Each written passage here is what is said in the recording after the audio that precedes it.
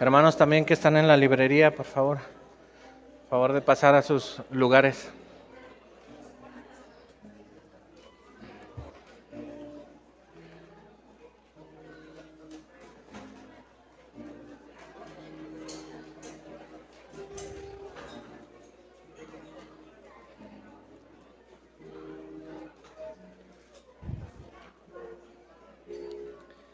Paz del Señor, hermanos. Vamos a dar comienzo a nuestro tercer sermón, hermanos, a nuestro tercer culto el día de hoy. Quisiera llamar, hermanos, a que nos acompañe en oración un hermano representante del Ministerio del Cordero es Digno, que está en la costa de Jalisco, hermanos. Quisiera llamar a mi hermano Robert, que nos acompañe para que ore por nosotros y por este culto, que lo pongamos en manos de Dios, hermanos.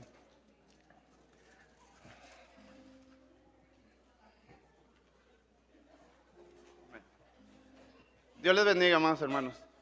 Vamos a orar. Bendito Padre Celestial que estás en los cielos, amado Señor. Gracias te damos, amado Rey, por estar aquí entre nosotros, Señor, porque sabemos que donde estamos todos, Señor, estás tú, amado Rey, y estamos aquí en un solo motivo, que es alabarte, glorificarte para tu honra y tu gloria, amado Rey. Te pido grandemente por nuestro pastor Luis, que hoy va a exponer tu palabra, Señor, en este momento, y por nuestro pastor Charlie, por nuestro pastor Raúl, que los has usado grandemente, amado Rey. Te doy gracias, Señor, por la vida de cada uno de mis hermanos que está aquí presente, Señor, para que estos mensajes, Señor, sean de gran motivación para todos nosotros, Señor, en que somos pecadores, amado Rey, pero hemos sido redimidos grandemente solamente por tu misericordia, por tu amor, Señor, que tienes para con nosotros, Señor. Gracias te damos, amado Rey, por permitirnos estar aquí, Señor, para glorificar tu nombre.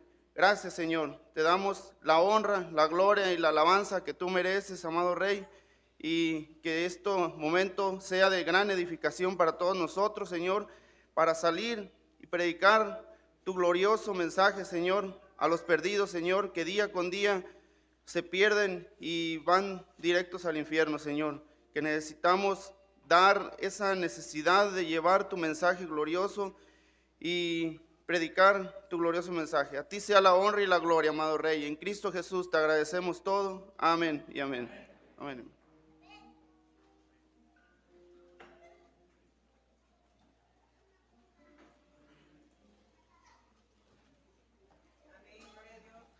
Del mismo modo, mis amados hermanos, les invito, les reitero, a que pongan sus celulares en vibrador, en modo avión, para honrar al Señor y evitar distracciones. Amén. Vamos a empezar a entonar himnos de adoración. Quiero leer una parte en la Escritura en Colosenses 1:18 en adelante. Él es la cabeza del cuerpo, que es la iglesia, porque Él es el principio y el primogénito de entre los muertos, para que Él tenga la primacía en todo, porque agradó a Dios que habitara en Él toda la plenitud, y por medio de Él reconciliar todas las cosas consigo, ya sean las que están en la tierra como las que están en los cielos, habiendo hecho la paz por medio de la sangre de su cruz. Gloria a Dios, mis amados hermanos. El poder de la cruz. La número 40 en sus himnarios digitales y aquí en la parte de atrás.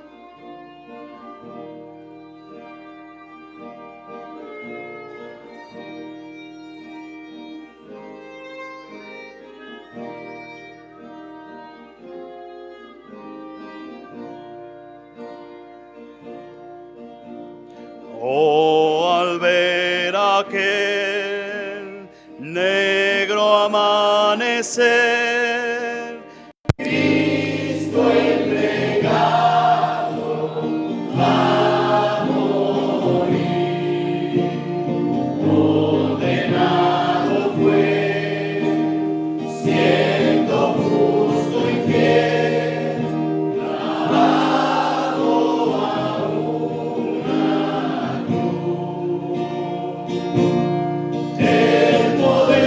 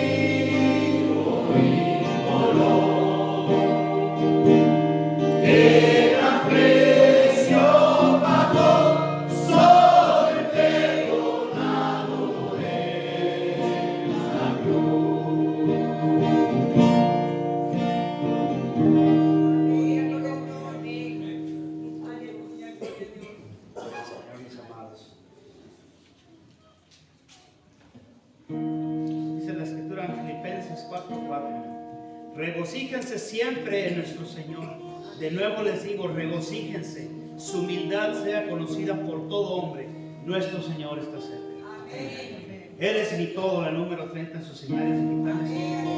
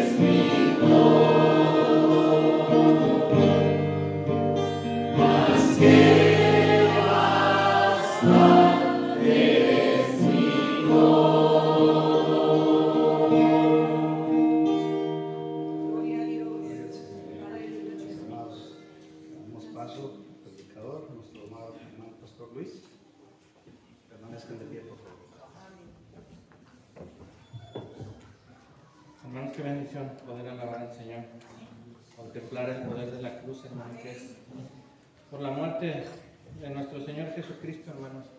Y entre más contemplemos, más veremos su gloria y más será como cantamos ahora, hermanos. Él será nuestro todo. Hermanos, les voy a presentar al tercer expositor del día de hoy, hermanos. Como ya anunciaba mi hermano, Pastor Luis Ángeles.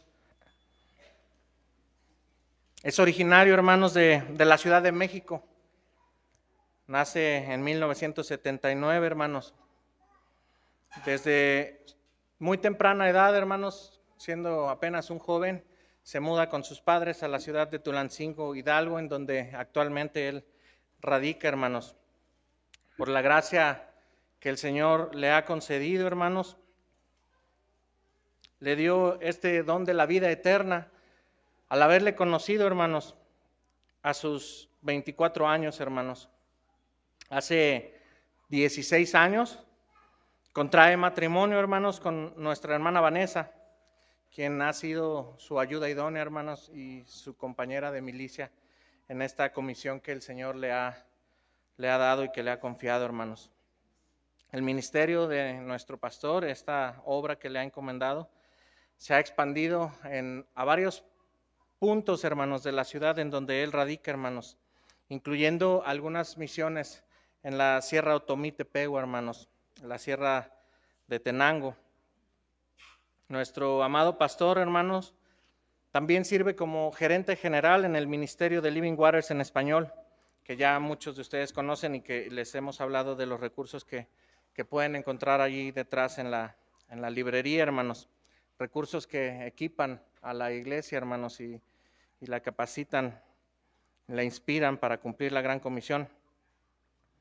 No solo es gerente del ministerio, sino que también él es un representante, hermanos, de ese ministerio, llevando la palabra de Dios a los perdidos, a los que están allá afuera, hermanos, como decía Pastor Raúl, siendo la luz que el Señor ha dado a nosotros, la tenemos que dar allá afuera, hermanos. Es conferencista, es predicador, ha impartido talleres, hermanos, y el seminario de evangelismo que lleva el nombre de Los Pasos del Maestro, como ya les mencionaba, los encuentran allí atrás, hermanos.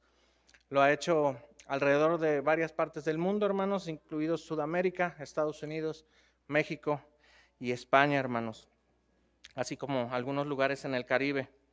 Y es para mí un grato honor, hermanos, el día de hoy poderles presentar al fundador y pastor, hermanos, del Ministerio Comunidad Cristiana Reformada Sendas Antiguas, nuestro hermano amado Pastor Luis Ángeles. Recibamos la palabra del Señor, hermanos.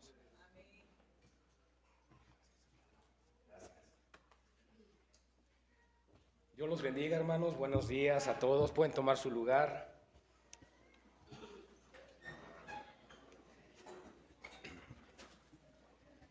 Quiero dar gracias al Señor porque nos permite estar aquí. Y quiero dar la gloria al Señor porque pude recuperar mi voz para esta sesión. Quiero agradecer la preocupación y el cariño que han mostrado aquellos que supieron que estábamos mal de la garganta, pero el Señor ha sido bueno y pues confiamos en que en nuestra debilidad Él es nuestra fuerza y Él nos sostendrá. Así que les pido un poco de paciencia y amor hacia este siervo. Quiero agradecer también, por supuesto, a nuestro amado pastor Charlie, a su esposita Carlita, a sus hijos y a todos los hermanos que sirven en este ministerio. Nos han recibido con gran amor, nos sentimos en casa, damos gracias al Señor. Tuvimos a su pastor y su familia hace un par de semanas allá en Tulancingo, nos estuvieron acompañando por allá en la iglesia de Sendas Antiguas. Reciban un saludo también de la comunidad cristiana.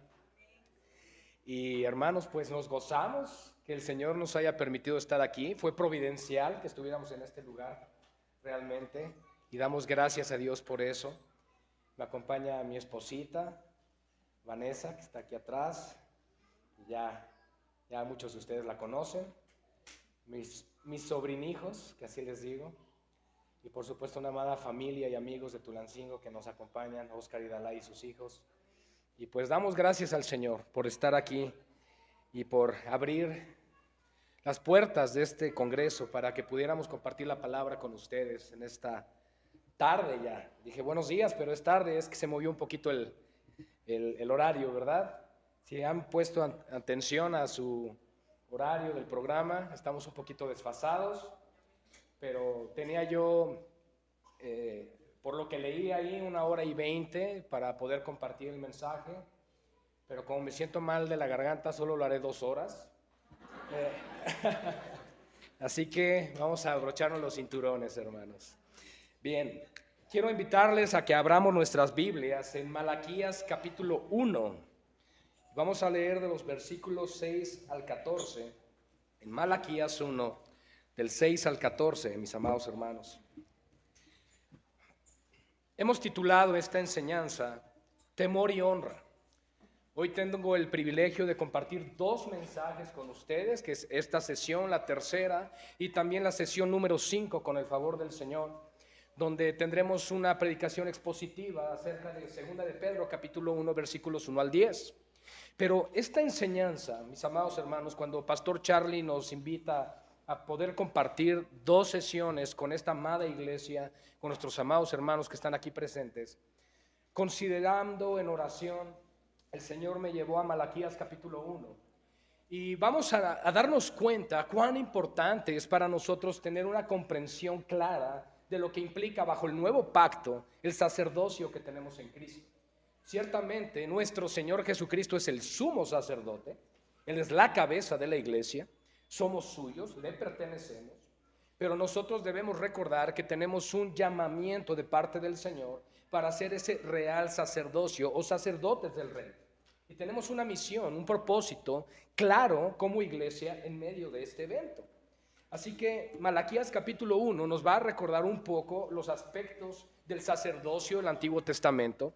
Yo quiero dejar en claro a aquellos que no lo sepan, y si lo sabes vas a afirmar esta enseñanza. La palabra de Dios nos enseña que hay 2 linajes sacerdotales.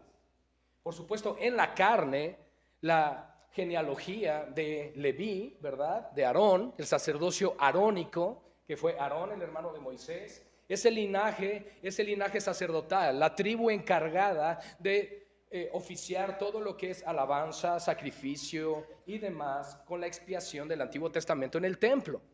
Y en el Nuevo Testamento se nos habla en el libro de Hebreos que hay un nuevo linaje, o no es nuevo, sino un linaje sacerdotal diferente al sacerdocio levítico, y es el sacerdocio según el orden de Melquisedec.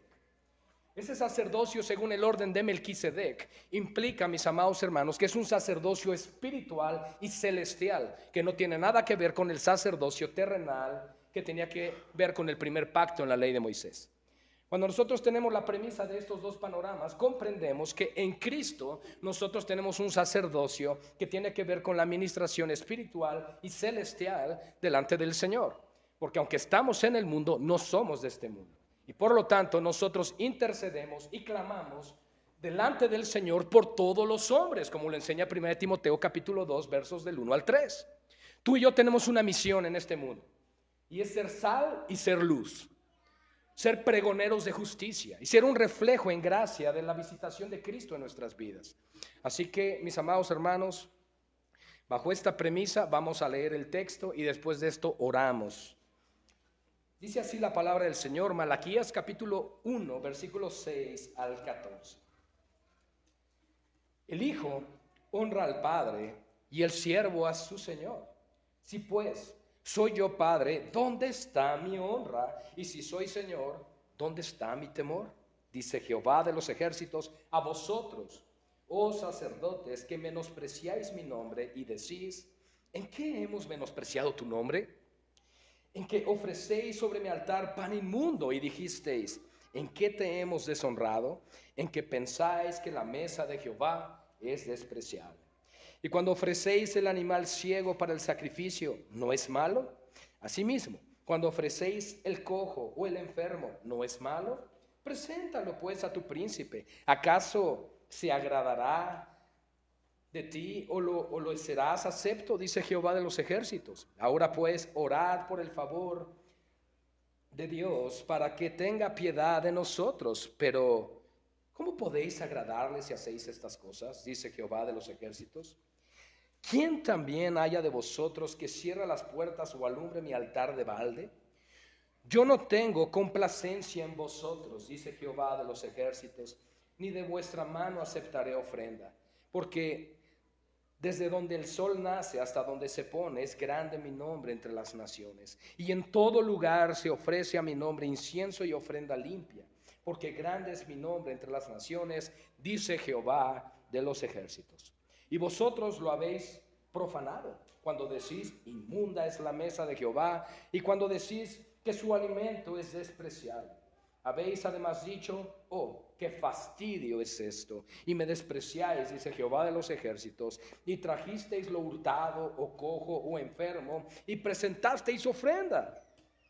¿Aceptaré yo eso de vuestra mano, dice Jehová? Maldito el que engaña, el que teniendo machos en su rebaño, promete y sacrifica a Jehová lo dañado. Porque yo soy gran rey, dice Jehová de los ejércitos, y mi nombre es temible entre las naciones. Oremos.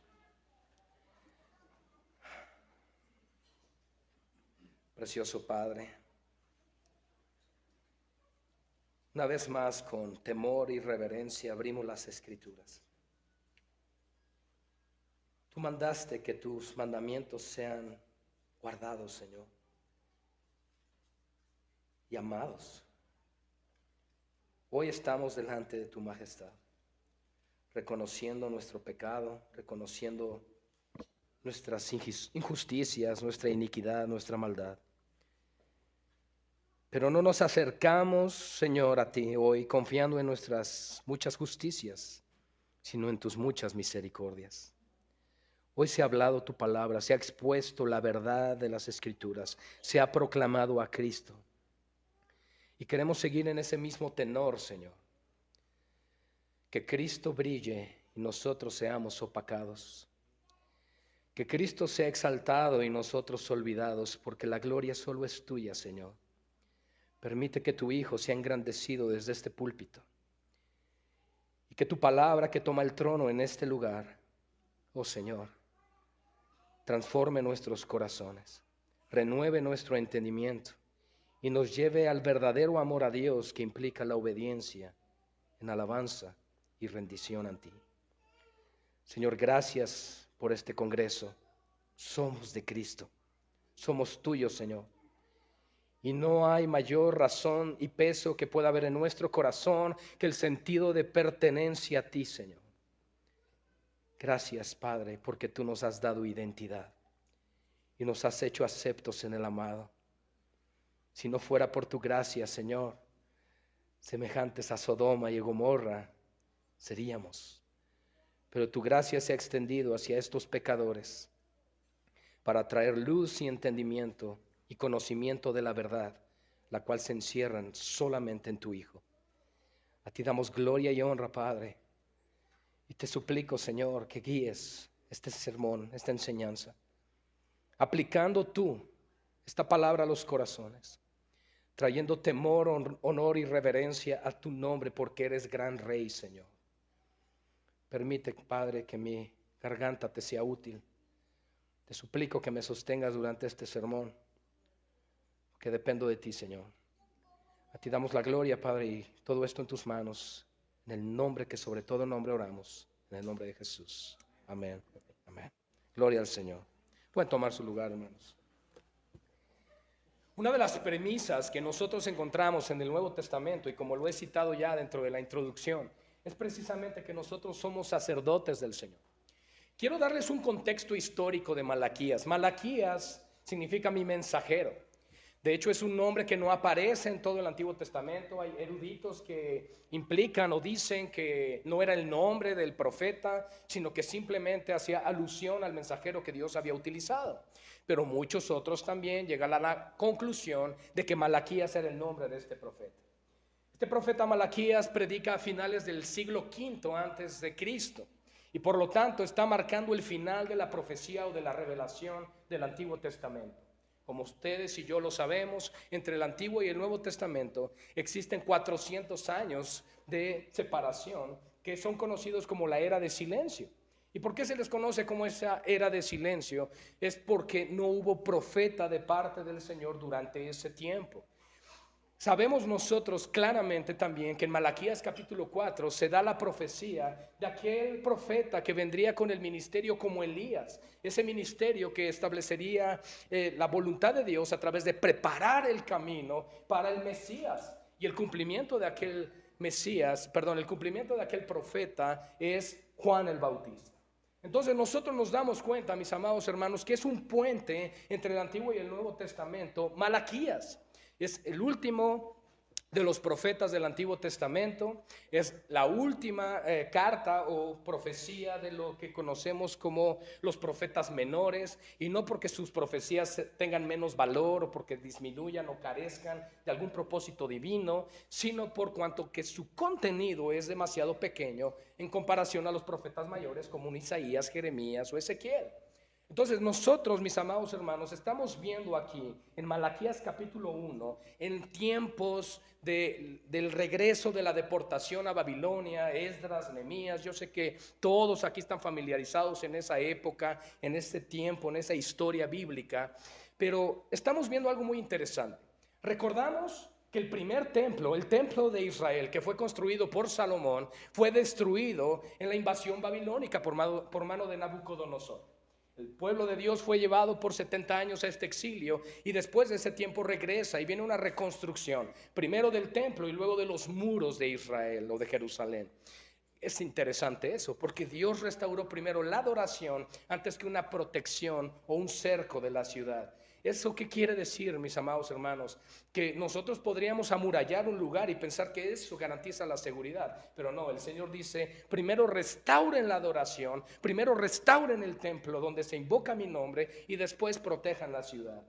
Mis amados hermanos, eso es algo muy interesante que encontramos como un patrón en el Antiguo Testamento, pero resulta que para tiempos de esta profecía, Jehová Dios reprende a los sacerdotes, porque el sacerdocio se encontraba ya corrupto. Y podríamos pensar, eso no es nuevo, eso no es novedad. Nos sucedió en 1 Samuel cuando encontramos a Elí, a este sacerdote que no estorbó a sus hijos, y nos damos cuenta que continuamente el pueblo de Israel era como nosotros. Amén. Un pueblo que necesita la gracia del Señor, pero un pueblo que fácilmente corrompe el corazón y que es desviado del propósito que Dios tiene para cada uno de nosotros. Y por eso quise aclarar también en la introducción de que bajo el Nuevo Testamento nosotros somos ahora esos sacerdotes en Cristo Jesús para la gloria del Padre. Todos nosotros, hombres y mujeres. Yo sé que muchos por ahí han escuchado, el hombre es el sacerdote del hogar, pero no, la Biblia enseña que todo creyente es sacerdote. Lo que es el varón es cabeza del hogar. Pero lo que nos está enseñando la Escritura, mis amados hermanos, es que tú y yo, joven, adulto o anciano, todos tenemos un llamado a ministrar en la presencia del Señor y estar clamando, intercediendo los unos por los otros. Así que encontramos un sacerdocio corrompido. Y nos está diciendo este tema, el cual he titulado, si no prestaste atención, es temor y honra. Y lo primero que nos dice el versículo 6 en Malaquías 1 es, el Hijo honra al Padre y el siervo a su Señor. Ok, el Hijo honra al Padre y el siervo a su Señor. Si pues soy yo Padre, ¿qué nos dice Romanos 8:15?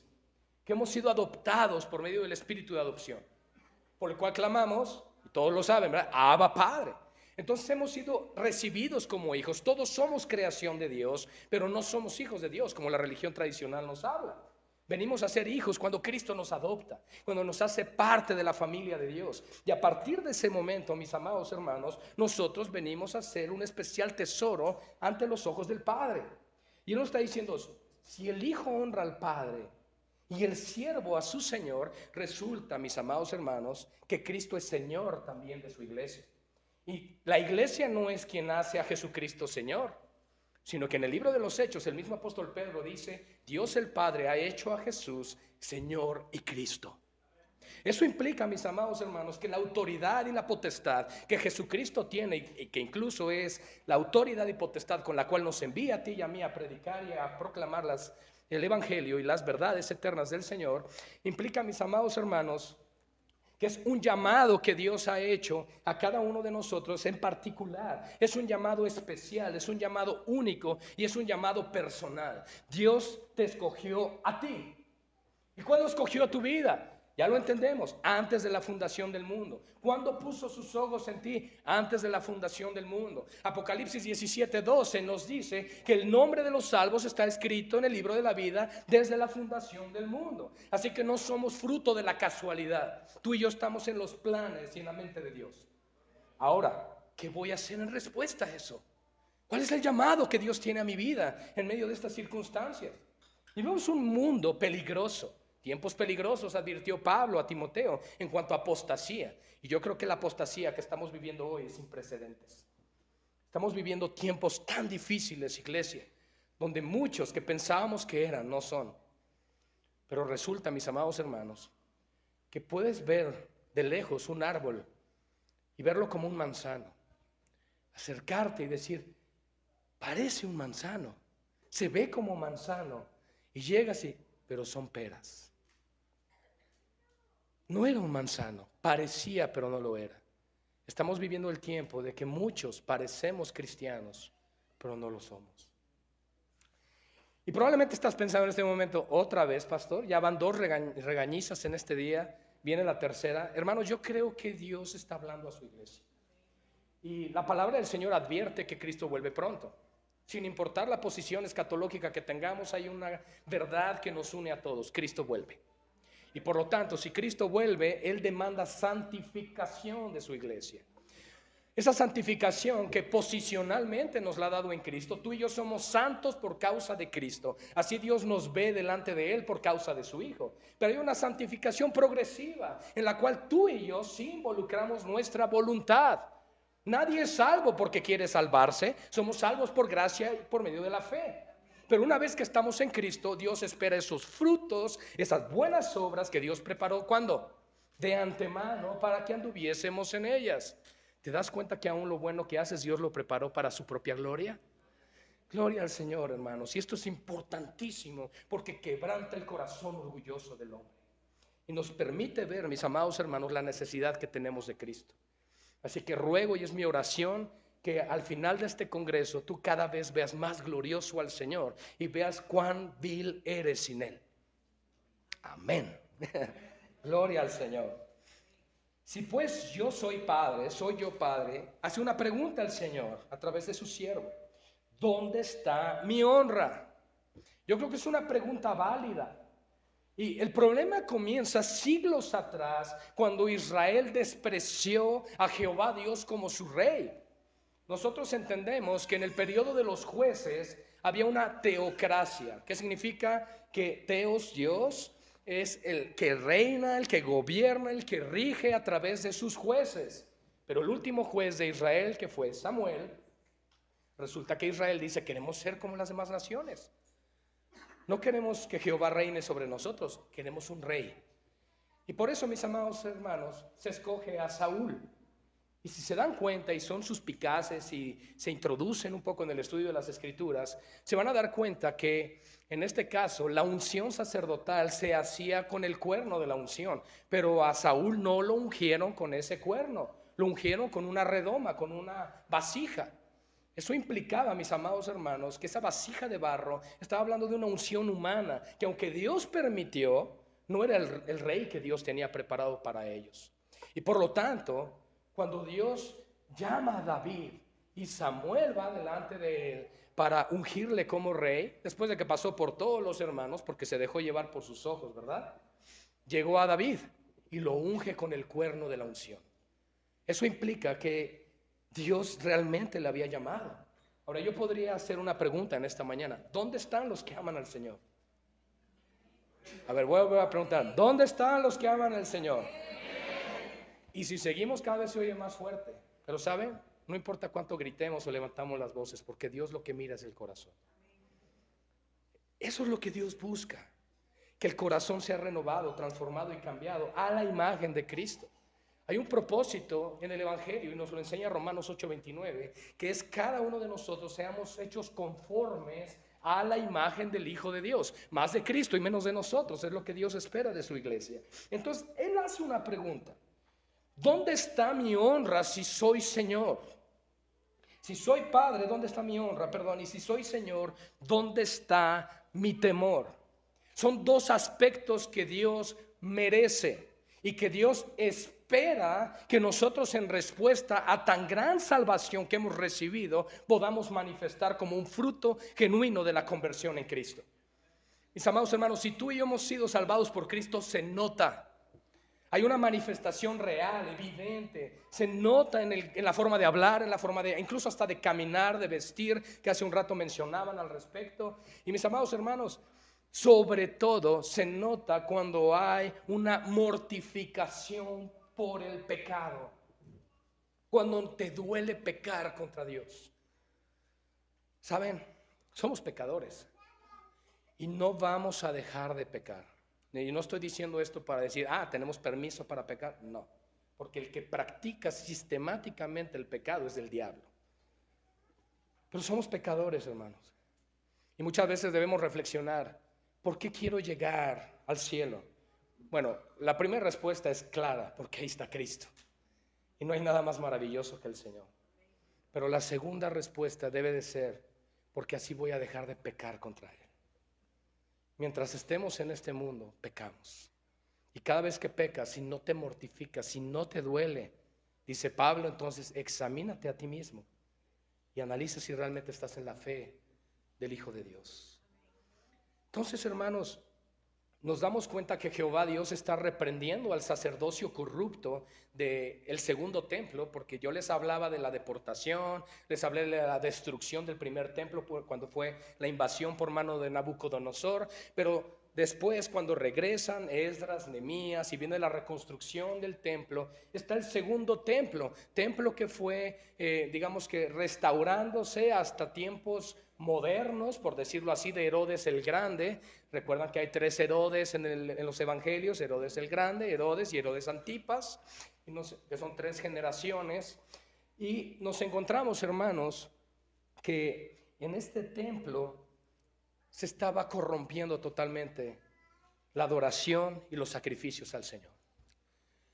Encontramos, no sé si lo habían notado también, que tanto en el año de inauguración como en el año de oposición del ministerio de Cristo, y el de en medio es el año de la popularidad, nos encontramos, mis amados hermanos, que en ambos casos Él hizo una purificación del templo volcando las mesas. Probablemente pensabas que solo lo había hecho una vez, pero no, lo hizo 2 veces, al comienzo de su ministerio y al final del ministerio. Ahora, la pregunta es, bajo el nuevo pacto, bajo el Nuevo Testamento, ¿cuál es ese templo? El templo de Dios.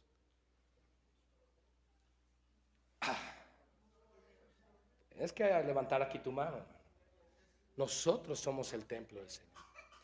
Entonces, ¿qué está enseñándonos el Señor con todo esto? Hace un rato hablábamos de la famosa frase de Juan Calvino, de que el corazón del hombre es una fábrica de ídolos.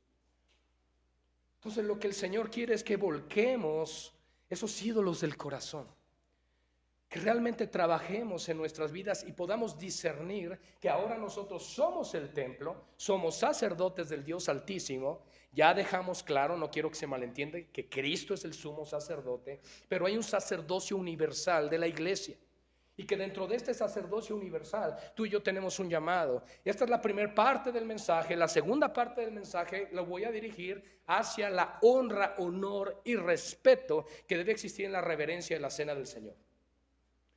Pero esta primera parte, mis amados hermanos, quiero que reconozcamos eso, que tú y yo somos ahora el templo. Y que así como en lo natural cuidas con alimento, con descanso, con ejercicio, bueno, yo no tanto, pero cuidas el templo del Señor, de la misma manera en lo espiritual tienes que cuidar qué permites y qué no permites que entre por esas puertas. Sobre toda cosa guardada, citaba el pastor Raúl, guarda tu corazón. Y sí, hermanos, porque de él mana la vida. Y si lo que hay en nosotros son tinieblas, dice el Señor, ¿cuántas no serán las mismas tinieblas? Porque basta un corazón perverso para que genere y multiplique la maldad. Así que, hermanos, lo que quiero que notemos es cuán relevante e importante es la enseñanza del sacerdocio en el Nuevo Testamento. Y cuán importante es que nosotros no descuidemos lo que es el culto de adoración al Señor en lo interno, nuestra adoración en lo secreto, en la búsqueda del rostro del Señor. ¿Y saben qué importante es esto? Porque el Señor, y lo volvemos a aclarar, mira el corazón. Aquí podemos venir y poner nuestra mejor cara, pero delante del Señor a Él no le interesa lo externo, sino el corazón contrito y humillado delante de su presencia. Los jóvenes que están aquí, que veo que son muchos y me da mucho gusto ver a los jóvenes sirviendo, eso nos da esperanza de que las siguientes generaciones, si Cristo no viene antes, seguirán proclamando las verdades del Señor y preservando y reteniendo la sana doctrina. Pero algo muy importante que tenemos que señalar, amados jóvenes, es que sobre todas las cosas deben temer al Señor. Y deben recordar que ustedes son llamados a santificar al Señor en sus vidas y que ustedes son los responsables de la salvación de su generación. Así que el Señor los ayude como nos ayuda a nosotros y a los que vendrán después de nosotros también. ¿Dónde está mi honra? Ok. Romanos 12:1, amados hermanos, nos dice que tú y yo debemos ofrecernos al Señor bajo la premisa de que somos templo. Nos debemos ofrecer como un sacrificio vivo. Y vean lo que dice el versículo 1 de Romanos 12. Así que, hermanos, ese así que utiliza Pablo es una conclusión a la luz de las verdades que se han venido hablando en los pasajes anteriores. Y nos dice, así que, hermanos, os ruego. Es un clamor del apóstol Pablo para que la iglesia despierte. Hermanos, despierten, pongan atención y pongan diligencia en lo que está sucediendo aquí, porque debes presentar tu cuerpo como un sacrificio vivo. ¿Dónde se ofrecían los sacrificios en el Antiguo Testamento? En el templo. ¿Quiénes somos nosotros ahora en Cristo? El cuerpo de Cristo, y somos templo y morada ¿de quién? Del Espíritu Santo, de la tercera persona de la Trinidad, y por lo tanto nosotros debemos ofrecer nuestros cuerpos. Escucha, no solamente es lo interior, no solo son tus emociones, tus pensamientos, sino también tu cuerpo físico debe ser presentado al Señor como un sacrificio vivo, santo, apartado, consagrado, separado, limpio, agradable a Dios. Si yo te preguntara esta tarde, ¿anhelas que el Señor esté siempre contigo en todo lo que haces? Sé que dirías, sí, hermano, yo anhelo eso. Bueno, Jesús dijo, mi Padre siempre está conmigo, porque siempre hago lo que le agrada. Aquí está la clave. Preséntate como un sacrificio vivo, preséntate como un sacrificio santo y preséntate de tal manera que seas agradable a Dios, que es nuestro culto racional. Todos aquí tenemos la capacidad de razonar. Yo alguna vez escuché a un predicador decir que esto era de ración, de que diariamente vamos dando raciones. No, yo creo que al Señor todos los días se le da todo, porque Él es digno y Él merece todo cada día. Así que es el culto que tú y yo, bajo la renovación del entendimiento, podemos darle al Señor.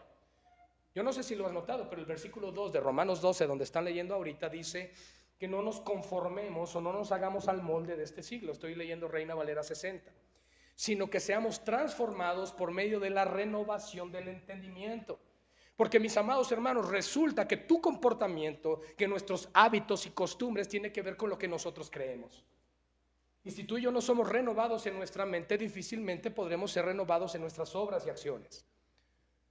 El Espíritu Santo hace la obra de regeneración, pero como se los dije, ahora de la mano de Él y con la palabra viva que tenemos en las manos, en la Biblia, tenemos que entrar en un proceso de santificación. Y en ese proceso de santificación tenemos que entrar en un proceso de renovación, aprender a desaprender lo aprendido, para ahora permitir que lo nuevo del Señor llegue a nuestro corazón. Ahora, yo quiero decirles una cosa. Mientras la información no baje al corazón y no afecte tu carácter y tus emociones, quedará solamente en conocimiento y no en aprendizaje. Tú podrás decir, aprendí, cuando has puesto por obra. Antes no, solo has acumulado conocimiento. Así que, ¿cómo debemos de ofrecernos, hermanos? Como un sacrificio vivo, santo, agradable a Dios, que es nuestro culto racional. Porque nosotros somos el cuerpo de Cristo, como lo enseña 1 Corintios 12:27, que dice el texto, vosotros pues sois el cuerpo de Cristo y miembros cada uno en particular. Así que, mis amados, aunque el texto base es Malaquías 1 del 6 al 14, lo que implica ese pasaje, más que nada, es el sacerdocio corrupto, pero yo estoy dirigiendo el mensaje a la comprensión bajo el nuevo pacto de lo que esto significa. La segunda enseñanza o sesión que tendremos hoy, haré una predicación expositiva, si Dios lo permite, de 2 de Pedro, capítulo 1, versos del 1 al 10, es decir, la haremos expositiva secuencial o consecutiva, pero en este caso estoy manejando esto más temático, porque ahora quiero abordar un tema muy importante, porque se ha descuidado en muchos casos el observar con reverencia y cuidado los aspectos sacerdotales de la iglesia y lo que implica también el cumplimiento de los sacramentos de Cristo. No te espantes si escuchas la palabra sacramento, no somos católicos romanos ni ecuménicos. Estamos hablando de los mandatos que el Señor nos da. Y hay dos grandes sacramentos que Dios estableció para su iglesia. El bautismo en agua, que yo creo con todo mi corazón que el bautismo en agua va más allá de sumergirnos al agua. Porque el bautismo entra dentro de la gran comisión. Y la gran comisión, que lamentablemente en muchos casos es la gran omisión, porque no todos predicamos el evangelio, algo que nos debería avergonzar. Pero algo sí les puedo decir, que la gran comisión no es ir y predicar el evangelio a toda criatura. Bueno, esa es parte de, ni siquiera es el imperativo, no es la orden. La orden es hacer discípulos, pero espera, esto inicia antes. Cuando Jesús dice, toda potestad me ha sido dada en los cielos y en la tierra, por lo tanto, id. Entonces, hermanos, vamos en el nombre del Señor y con la autoridad del Señor. No es un mensaje de hombres. No estás yendo a las calles a predicarles acerca de lo que enseña el periódico ese día. No les vas a hablar del horóscopo o de lo que la suerte les depara. Les estás hablando la palabra del Eterno. Y estás llevando la palabra, el mensaje de salvación. Y por lo tanto, mis amados hermanos, tenemos que entender, que la gran comisión, donde no me estoy desviando del tema, ahorita van a ver por qué, implica o comienza con la potestad y autoridad que Cristo tiene, con la cual nos envía, y entonces dice, prediquen a toda criatura. El que creyere y fuere bautizado. Ok. Simón el mago se bautizó y después quería comprar el don del Espíritu Santo con dinero. O sea que el bautismo en agua como tal no salva y no cambia el corazón. ¿Qué implica el bautismo en la gran comisión? Vamos a ponerle otra palabra a donde dice bautismo. Mas el que creyere y me obedezca, ese será salvo. Porque en esto se conoce el amor al Padre, en que guardes su palabra y la pones por obra. Entonces, hermanos, lo que Cristo está diciendo es, si no eres capaz de obedecer en el bautismo, si no eres capaz de someterte bajo mi señorío, bajo el control y dominio que tengo yo hoy sobre ti, ¿cómo vas a servir en lo demás? ¿Qué caso tiene que quieras conocer los misterios y la revelación del futuro y las grandes profecías de las Escrituras si no estás dispuesto a obedecer en lo más básico? ¿Pero qué es lo más básico, pastor? ¿Cuál es el cristianismo básico? Muy sencillo. Toma tu cruz cada día, niégate a ti mismo y síguelo. Si no estás dispuesto a hacer eso, de nada te sirve que tomes seminarios y que tomes congresos. Si no estás dispuesto a comenzar por el principio, que es negarte a ti. Eso es lo que el Señor nos pide, mis amados hermanos. Y por eso el sacerdocio corrompido del Antiguo Testamento es algo que nosotros debemos evitar como un patrón en el Nuevo Testamento. Porque resulta que estemos en el Antiguo o en el Nuevo Testamento, la salvación solo es por gracia, no es por obras, para que nadie se gloríe. Pero también resulta que sea bajo el Antiguo Testamento, bajo la ley de Moisés o bajo el nuevo pacto en la sangre de Cristo, resulta que Dios está lidiando con una humanidad caída. Y por lo tanto, en ambos casos somos susceptibles y con un corazón que tiende a inclinarse hacia el pecado. Haced pues morir lo terrenal en vosotros y no satisfagáis sus deseos. Eso es lo que Dios, mis amados hermanos, quiere hablarnos en esta mañana a través de este mensaje. Y que creo que ha venido hablando el Señor a lo largo de los mensajes que se han recibido desde anoche con el pastor Josué. La importancia, mis amados hermanos, de cuidar el corazón, de cuidar nuestra relación y nuestra comunión con Cristo, pero también de preservar en santidad o santificación el templo del el templo del Espíritu Santo que somos nosotros. Tenemos en común algo, hermanos. Si me quieren acompañar a Juan capítulo 6. Tenemos en común algo y es la comunión con Cristo como cuerpo y Él es la cabeza. Dice el texto en Juan 6, 53 al 58.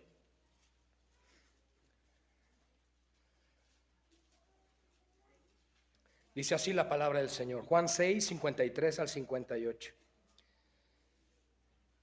Jesús les dijo: de cierto os digo, si no coméis la carne del Hijo del Hombre y bebéis su sangre, no tenéis vida en vosotros.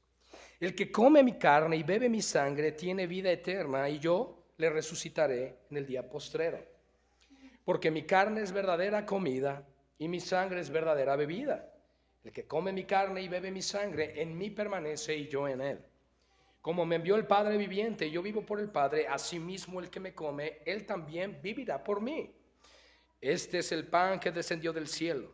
No como vuestros padres comieron el maná y murieron. El que come de este pan, hablando de Cristo, de su carne, vivirá eternamente. Estamos preparando, encaminando la enseñanza ahora hacia la celebración y participación del segundo sacramento y más importante para la iglesia, que es la comunión con Él a través de la cena del Señor. Pablo reprende, por ejemplo, a la iglesia, mis hermanos de Corinto, por celebrar indignamente la cena y la comunión con su Señor y Salvador y Dios. Porque resulta que aquí en Juan 6 nosotros vemos lo inherente que es para el creyente la comunión con Cristo cuando celebramos y participamos la cena del Señor. Ciertamente no comemos la carne del Señor y no bebemos su sangre. Esa parte la entendemos. Dentro de las leyes canónicas del catolicismo romano, esto es histórico pues, enseña que en el momento de la Eucaristía, que es cuando está el sacerdote levantando la hostia, que por cierto, si ustedes van a una iglesia católica y ven ahí esa forma de sol, y dentro la hostia grande tiene 3 letras, IHS, Isis, Oruset, los 3 dioses sol egipcios. Y ahí están frente a sus ojos. Pero resulta que dice el sacerdote, el cuerpo y la sangre de Cristo. Bueno, ¿qué quiere decir esto? Según las leyes canónicas del catolicismo romano, enseñan que Cristo está literalmente siendo sacrificado por los feligreses y asistentes de esa misa. En otras palabras, cada vez que se hace una misa alrededor del mundo, se está blasfemando el sacrificio único y perfecto del Señor Jesucristo. Porque las Escrituras nos establecen a nosotros que Él se ofreció una sola vez y para siempre, haciendo perfectos a los santificados. Es un solo sacrificio el que se ofreció por nosotros y Cristo no tiene que estarse ofreciendo en cada misa, mis amados hermanos. Alguna vez me han preguntado congregantes de la iglesia, pastor, ¿hay algún problema si entro a una iglesia o un templo católico? Y yo les digo, mira, la razón por la cual yo no entro a ese lugar no es en sí porque tengan una imagen o porque tengan un ángel allá arriba con cierta figura. No es eso, porque la realidad es que nosotros nos espantamos de eso, pero también somos muy idólatras. ¿Cómo nos va con el celular? ¿Cómo nos va con el Netflix? ¿Cómo nos va con las películas? Nuestro corazón persigue muchas cosas y solamente decimos, no, ellos son los idólatras, nosotros no. Entonces, no es el punto, no va por ahí. Personalmente, mis convicciones bíblicas me han llevado a pensar, la razón por la cual yo no entro a un templo católico es porque se blasfema y se pisotea el sacrificio único de mi Salvador. Esa es la razón que yo encuentro en mi corazón. Y por lo tanto, mis amados hermanos, el celebrar y participar de la cena del Señor debe ser algo que no se haga de manera indigna, porque debemos comprender y entender que estamos hablando de los elementos sacrificados y ofrecidos por la expiación de tus propios pecados. Cristo cargó sobre su propio cuerpo en el madero tu pecado, tu maldad, tu iniquidad y la mía. Les tengo una buena noticia, que aunque no es tan buena, aunque en Cristo ya la es. Todos los que estamos en este lugar cooperamos y colaboramos con nuestro pecado para que Cristo muriera en ese lugar. Pero su sangre además fue derramada. Su preciosa sangre en expiación. Entonces, mis amados hermanos, a la luz del Antiguo Testamento y a la luz del Nuevo Testamento, la sangre preciosa de Cristo no es para ungir casas, no es para ungir carros, no es para que ores por tus hijos y les digas, yo los cubro con tu sangre, Señor. No, porque ¿quién eres tú para andar cubriendo a alguien o a algo con la sangre del Señor? No. La preciosa sangre de Cristo se derramó en expiación por nuestros pecados. Y enseña primera de Juan capítulo 1 versículo 9 que esa preciosa sangre nos limpia de todo pecado y maldad y nos cubre para que cuando lleguemos delante del Señor en el día del juicio, Dios vea a Cristo en ti y no te castigue. Todo ser humano tiene que enfrentar la ira de Dios, ya sea que tú la recibas o Cristo en tu lugar. Pero la ira de Dios debe derramarse sobre el pecado, porque la paga del pecado es la muerte. Mas la dádiva de Dios es vida eterna en Cristo Jesús. Al que no conoció pecado, hermanos, por nosotros lo hizo pecado, para que nosotros fuésemos hechos justicia de Dios en él. No hay mayor sacramento a observar por parte de la Iglesia de Cristo que el celebrar la cena o la mesa del Señor con toda reverencia y honor al gran Rey y Señor nuestro. En 1 Corintios capítulo 11 versículo 17 me dirijo al final de mi mensaje. Como saben, cuando decimos eso los predicadores nos falta una hora. Y dice lo siguiente en el versículo 17, mis amados hermanos. Me avisan cuando lleguen ahí. Y yo ya lo traía listo. Les gané. 1 Corintios 11, 17. Si no encuentras 1 Corintios, está antes de 2 Corintios, ¿ya? Muy bien. Dice así la palabra del Señor. Pero al anunciaros esto que sigue, miren lo que dice Pablo. No los alabo, porque no se congregan para lo mejor, sino para lo peor. Ay, ay, ay. Oye, Pablo, esto es muy fuerte. Pero, ¿y por qué razón nos hablas de esta forma, Pablo? ¿Por qué tiene que ser tan directo? Porque la razón por la cual la iglesia se reúne es para participar de la cena del Señor y de la palabra de Dios. Y por lo tanto, Pablo tenía que traer corrección. Bueno, el Espíritu Santo, inspirando a Pablo, tiene que traer corrección a la iglesia.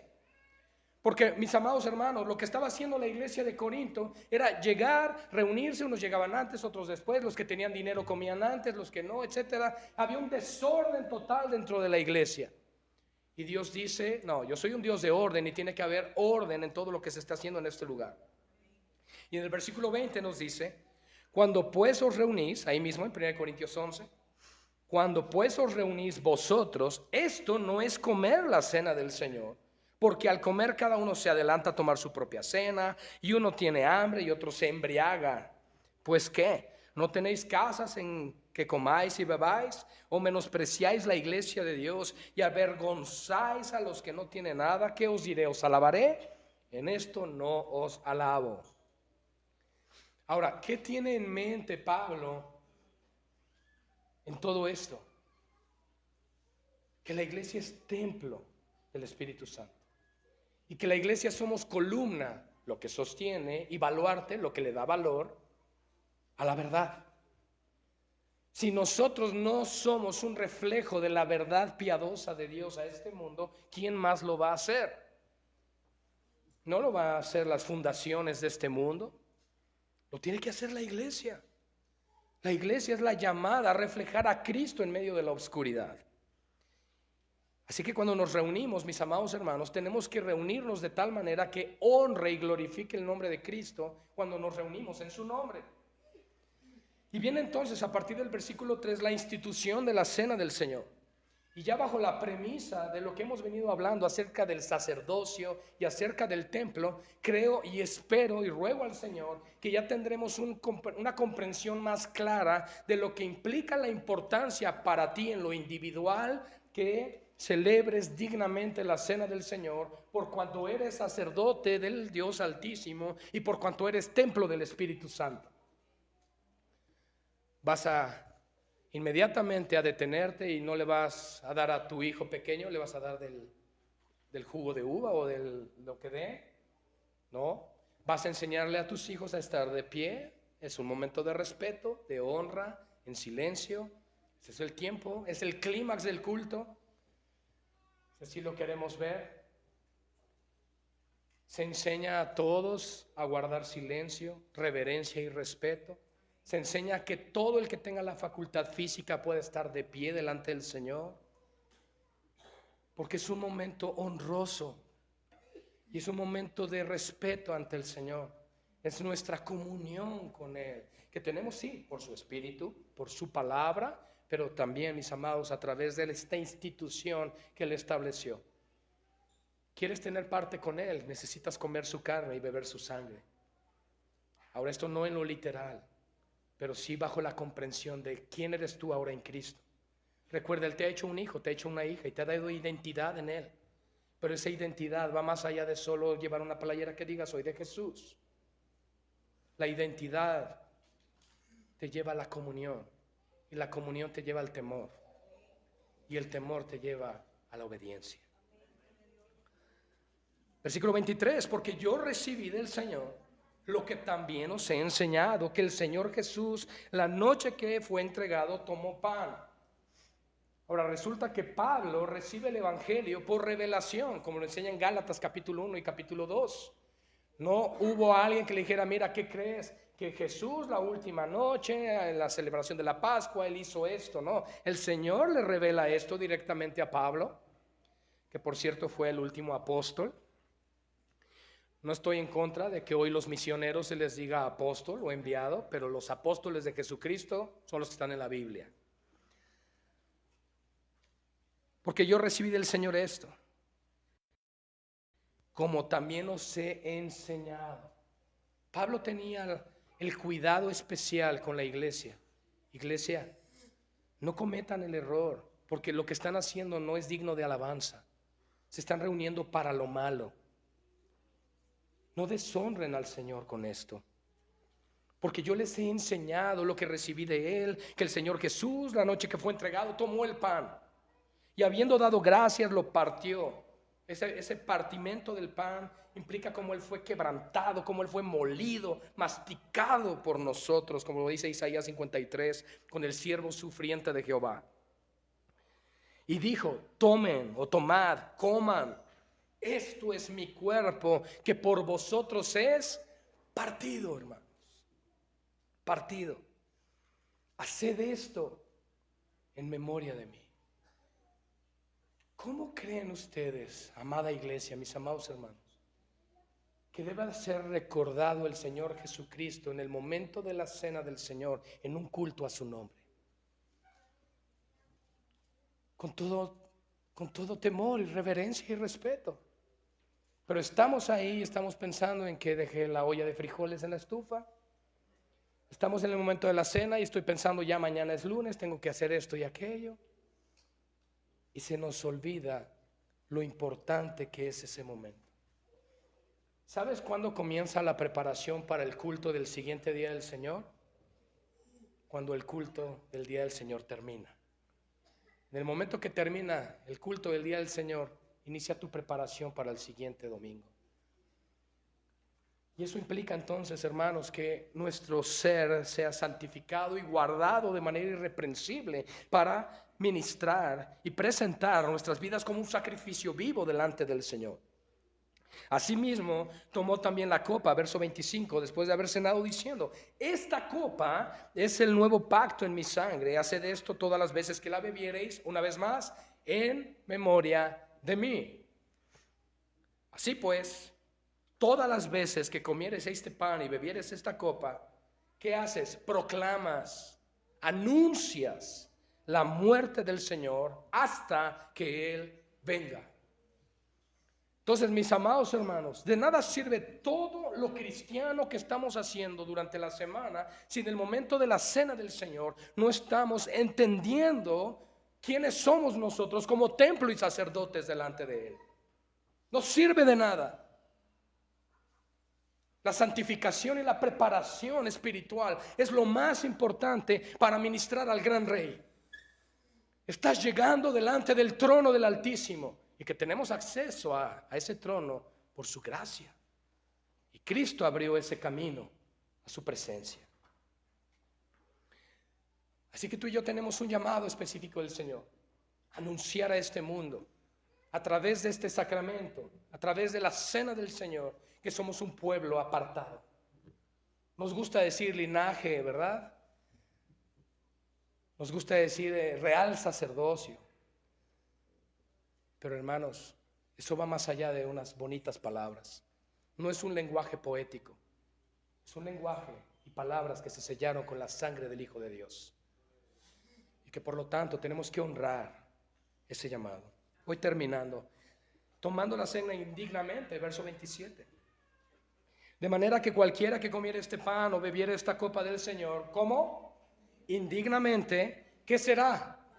Culpado del cuerpo y de la sangre del Señor. Ahora, ¿a quién le está escribiendo esto Pablo? A la iglesia. No es a algunos que desconozcan. Es lógico que el mundo pisotea el sacrificio de Cristo. Por ahí vi un personaje que tiene unos tenis carísimos de 100,000 pesos, que tienen el nombre de nuestro Salvador y que tienen una cruz y no sé qué. Yo digo, bueno, ¿cómo se les ocurre hacer esas cosas?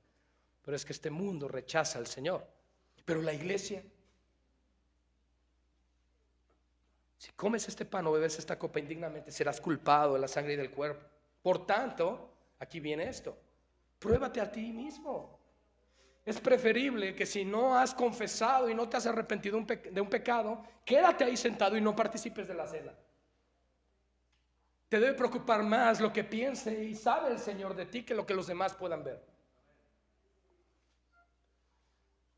Por tanto, pruébate y coma así del pan y beba de la copa, porque el que come y bebe indignamente sin discernir el cuerpo del Señor, es decir, sin comprender todo esto que hoy por la gracia del Señor estamos aprendiendo a la luz de Malaquías 1, que ya no vimos el pasaje, pero nos sirvió.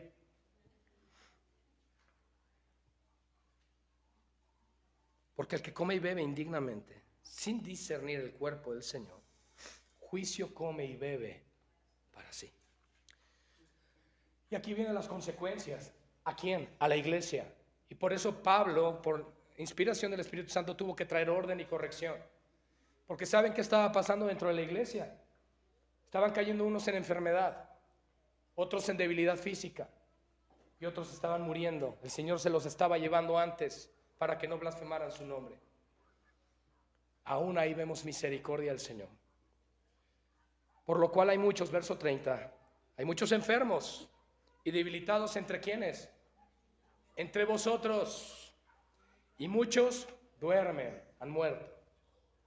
Si pues, aquí viene la exhortación y concluimos con esto, y al final con Malaquías 1:14, pero concluimos con esto.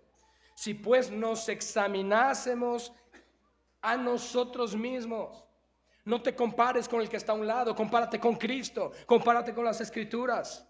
No seríamos juzgados, mas siendo juzgados, somos castigados por el Señor para que no seamos condenados por el mundo, con el mundo. Yo no sé si no te habías dado cuenta de este pasaje, pero es fuerte, hermanos, es tremendo lo que el Señor nos está hablando aquí. Y cuán importante es para Dios el observar la cena del Señor, porque involucra el sacrificio y el derramamiento de la sangre de su Hijo en la cruz por nosotros. Si para nosotros Cristo no es valioso, para el Padre lo es. Y Él quiere que le demos el mismo valor. Él quiere que observes esto y te quebrantes. Y tu corazón se humille. Y puedas venir a Él y decirle: Señor, perdóname por todos mis pecados, porque he sido orgulloso, he sido soberbio. Aún en ti, conociéndote a ti, Señor, he participado indignamente de la cena. He creído estar bien, Señor, cuando mi corazón está erguido en soberbia y mi cerviz altiva delante de ti. Pero Señor, yo no quiero ser de aquellos que deshonren tu sacrificio. Si he de participar de tu cena, Señor, permite hacerlo dignamente. Yo no sé cuándo me has de llamar a tu presencia, pero por favor permite que el día que me llames, Señor, pueda mirar hacia atrás y decir: valió la pena. Y pude darme cuenta, Señor, que el haber dejado todo eso por ti es la mayor recompensa.